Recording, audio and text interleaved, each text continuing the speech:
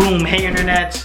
Over 1 year ago, I dropped a brand called Nonbeta. So for a little past that year anniversary, I basically want to tell you the state of things and where I'm at in the journey of launching a clothing brand. If you're new here, my name is Jon Phenom. I am the clothing brand mentor, and I've been working professionally in fashion and apparel development for over 24 years, making my way from a designer to a creative director and running a multi-million-dollar company. So before I divulge the state of affairs of Nonbeta, I just want to start this video by saying I feel extremely positive. I'm very purposeful and certain about the direction and the journey of where we're headed with Nonbeta. Everything that I've sketched out over a year ago, and to be honest with you guys, well over a year, but several years of sort of contemplating how I would attack dropping a brand now in this landscape and in this time, all of that is coming together relatively well. So I'm excited about the prospects more than ever. And then number two, which is an overlying arching idea of this video, which is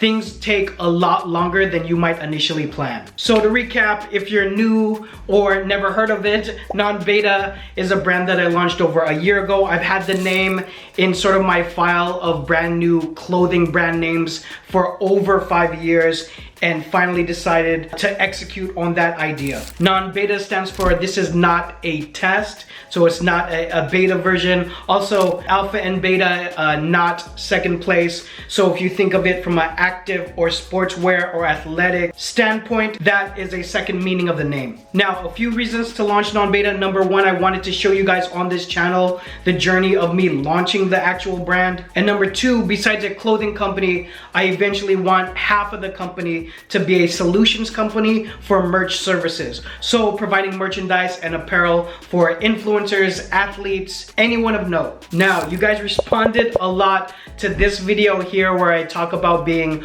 over $7,000 in debt. And obviously, if you see the timestamp on that video, it's been several months that I dropped that. So there's been more money put into the company, well over 7,000, but not over 8,000. So for context, you might want to pause this video, watch that video, but come right back here to watch the rest of this video. So one question I get asked from that video is, did I know it would take this much money to launch a brand the way I'm launching it in this day and age? And the answer is no. I didn't know what the price tag was going to be or what it will be until I start making proof of concept or making that money back. But if I'm honest with you guys, I'm ready to spend another 10,000 if I needed to, but I don't think it's gonna go that far. Big question is, where does that money go? A lot of it goes into blanks, developments, just having the presses, our initial investment. I did put all the paperwork for the trademark, which I was awarded less than a week ago. Also working with the team of everyone that's freelancing with me. So virtual assistants, virtual designers, and any other thing we've needed for media, such as the next room over, which has basically been transformed into a photo studio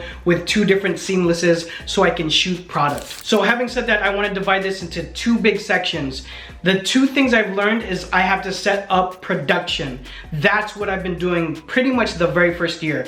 Besides laying all my foundations, all the ethos of the company, and drilling the idea of where I'm headed overall, we needed to put our flag in the ground. So what I mean by that is all the aforementioned of physically setting up a spot where I'm getting the work done and figuring out actual production.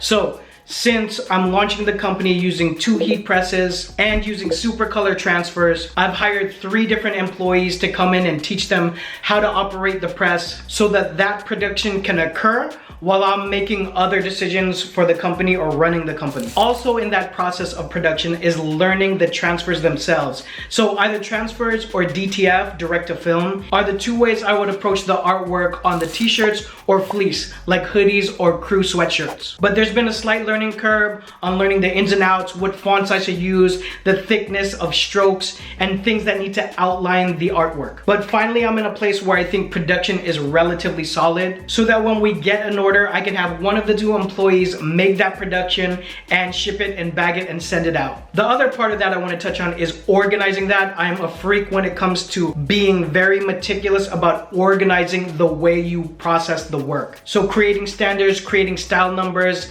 having it it be visual in a place where my employees can see what artwork they're attaching and how they're positioning it. An analogy I like to use is I want to make the freeway lanes before I put cars on the freeway. All right, and the second part I want to talk about is sales and marketing. Now, if you look at my Instagram or TikTok right now for Nonbeta, it's not going to be very impressive. But if you notice on some of the verbiage with Nonbeta, I say that it's an apparel and a media company.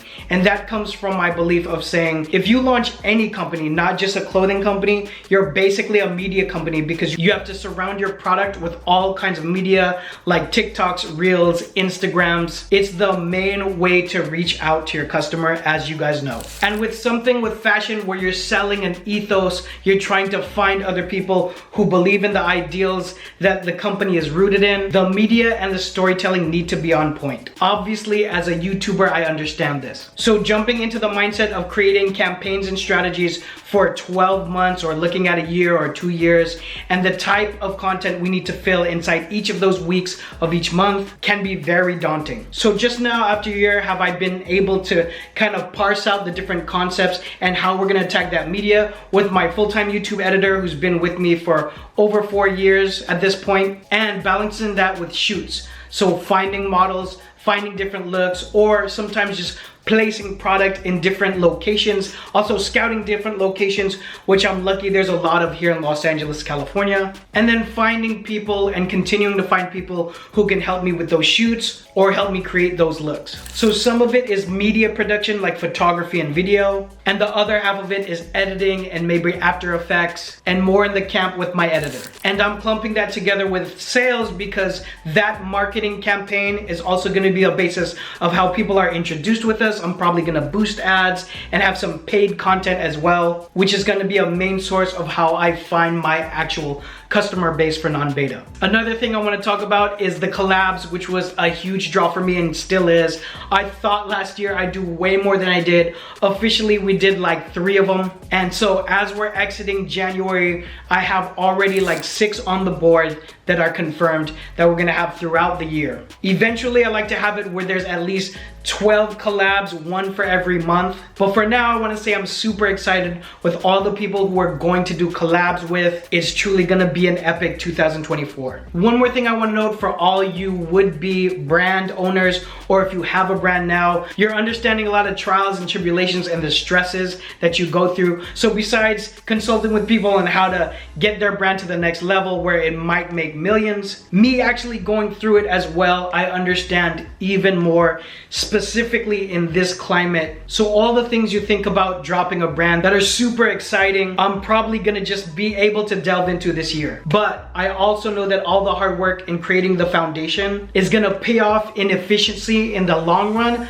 many times over. So just a quick snapshot of where we're at. You can see me break down every important part of the journey in the launch on CBA. I do wanna tell you to be patient, have a plan. The plan can change, but always have a plan. Look for proof of concept, and you need to have resilience and perseverance because this is a tough industry. Hope that helps. If you have questions, you could drop them below, or you can email me here. All of those messages will get to me. I'll see you guys on the next one. Peace.